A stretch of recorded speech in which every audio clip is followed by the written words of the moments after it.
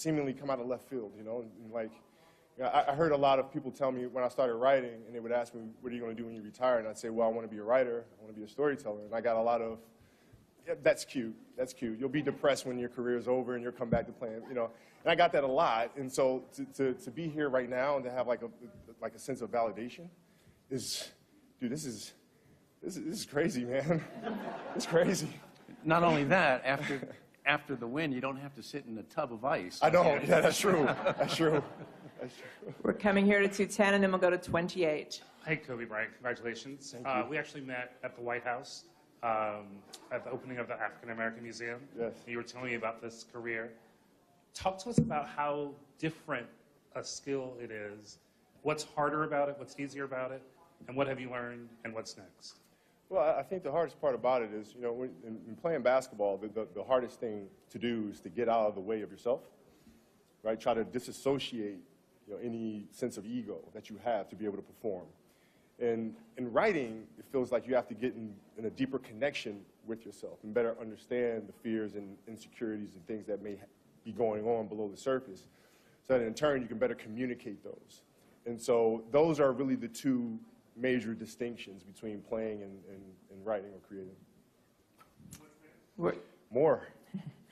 John Williams, it sounds crazy to even say that, but after you scored the film, he looked at me and Glenn and goes, okay, that was way too short. You got to give me something longer. And I was like, oh, my God, okay, we're working on it.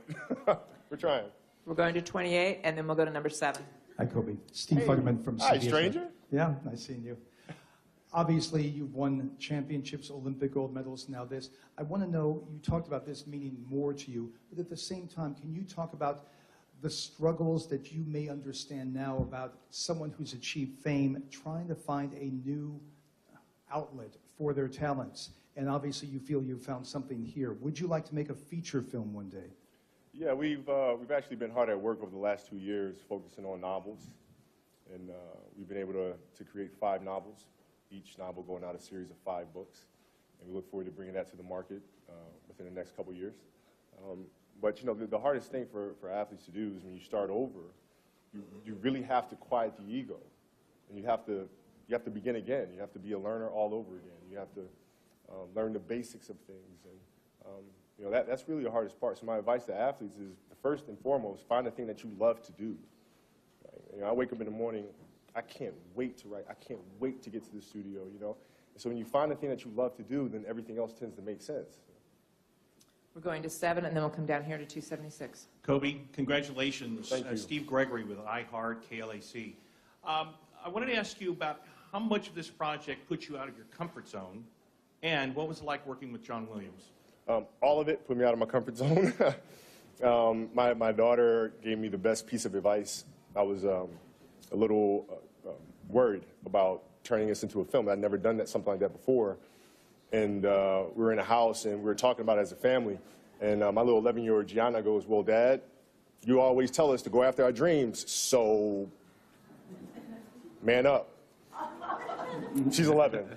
Man up. So I had to man up and go for it. And then working with John was incredible. You know, John speaks about music as if each key has its own soul.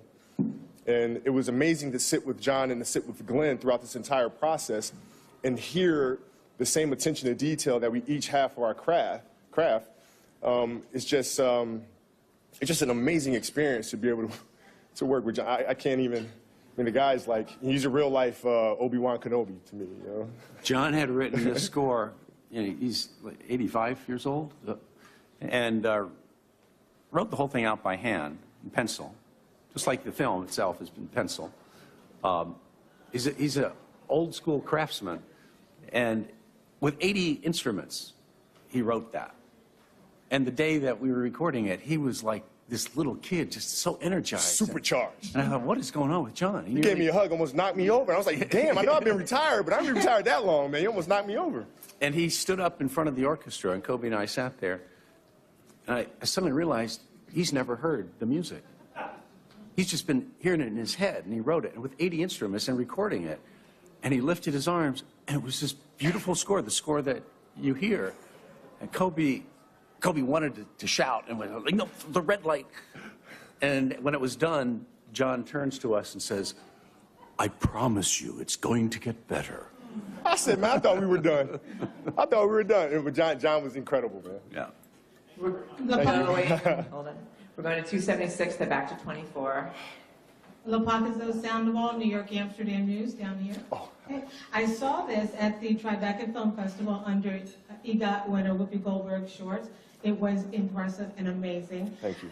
Congratulations. Thank you. You're very welcome. Now, a lot of people talk about their heroes, but I have a question for you.